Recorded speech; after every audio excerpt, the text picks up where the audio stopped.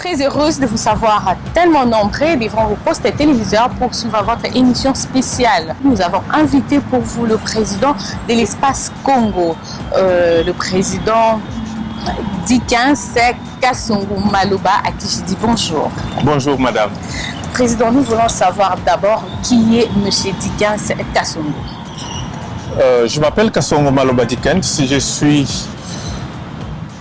un citoyen congolais, je suis président national du parti Espace Congo et je suis ici à Kinshasa pour des raisons de travail politique.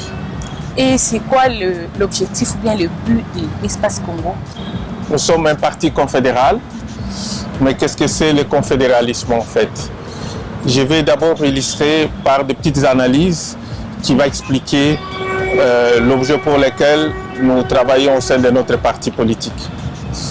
Depuis la nuit des temps et depuis 63 ans durant, notre pays est un État unitaire. Jusque-là, le pouvoir est concentré à Kinshasa. Étant donné que différentes provinces ont été démembrées depuis 2005, nous voyons que le décollage n'est pas au point normal en fait. Aujourd'hui, nous voyons que depuis 63 ans, nous utilisons des instruments que les colonisateurs nous ont légués sans aucune évaluation.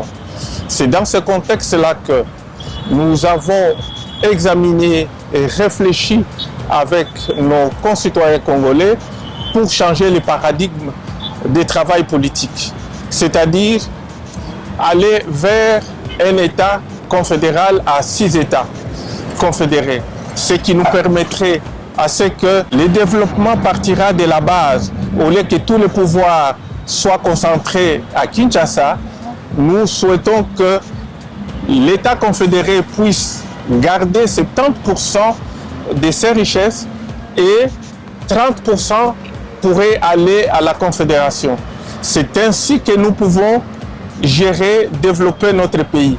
Mais tant que nous sommes dans ce paradigme que l'État occidental nous a laissé depuis 60 ans, le développement n'est pas possible. Pourquoi? Puisque tous les instruments que nous utilisons aujourd'hui ne répondent quasiment pas aux besoins de nos concitoyens.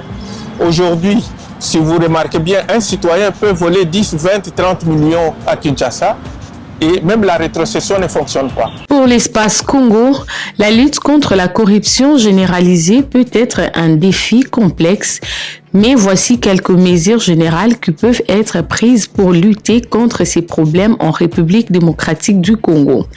Renforcement des institutions. Il est important de renforcer les institutions impliquées dans la lutte contre la corruption, comme les organismes de contrôle et les services de police et de justice. Cela implique de fournir des solutions adéquates, une formation et des protocoles clairs pour enquêter sur les cas de corruption. Transparence et responsabilité. Encourager la transparence et la responsabilité de la gestion des ressources publiques est essentiel. Cela peut se faire en rendant public le budget et les dépenses, en adoptant les lois sur l'accès à l'information et en punissant sévèrement les fonctionnaires reconnus coupables de corruption. Sensibilisation et éducation. Sensibiliser la population au impact négatif de la corruption est crucial. Des campagnes d'éducation doivent être menées pour informer sur les conséquences néfastes de la corruption sur le développement économique et social du pays. L'éducation de jeunes sur les valeurs de l'intégrité et de l'éthique peut être jouer un rôle important. Participation citoyenne. Encourager la participation citoyenne dans les processus de lutte contre la corruption peut être très efficace. Cela peut se faire en créant des mécanismes permettant aux citoyens de signaler les cas de corruption en toute sécurité et en garantissant leur protection contre les représailles. Coopération internationale. La coopération avec d'autres pays et organisations internationales peut aider à lutter contre la corruption transnationale, le partage d'informations et d'expertise ainsi que l'extradition de personnes accusées de corruption peuvent renforcer les efforts nationaux. Cependant, il est important de noter que la lutte contre la corruption nécessite un engagement politique fort, une volonté réelle de lutter contre ces fléaux ainsi qu'une coordination efficace entre les différentes parties prenantes. Ces mesures peuvent constituer un bon point de départ, mais des efforts soutenus sont nécessaires pour véritablement combattre la corruption généralisée. Pourquoi ne pas remettre la clé de développement à la base, c'est-à-dire à l'État confédéré? Donc voilà un petit peu ce que je peux brosser d'une manière synthétique, que sans cette remise en question et sans cette orientation d'aller vers le confédéralisme, tout en étant, en vivant dans l'union de notre pays, le développement de notre pays n'est pas possible. Aujourd'hui, on va vers les élections, mais 63 ans, nous sommes dans les élections, mais ça n'a rien produit.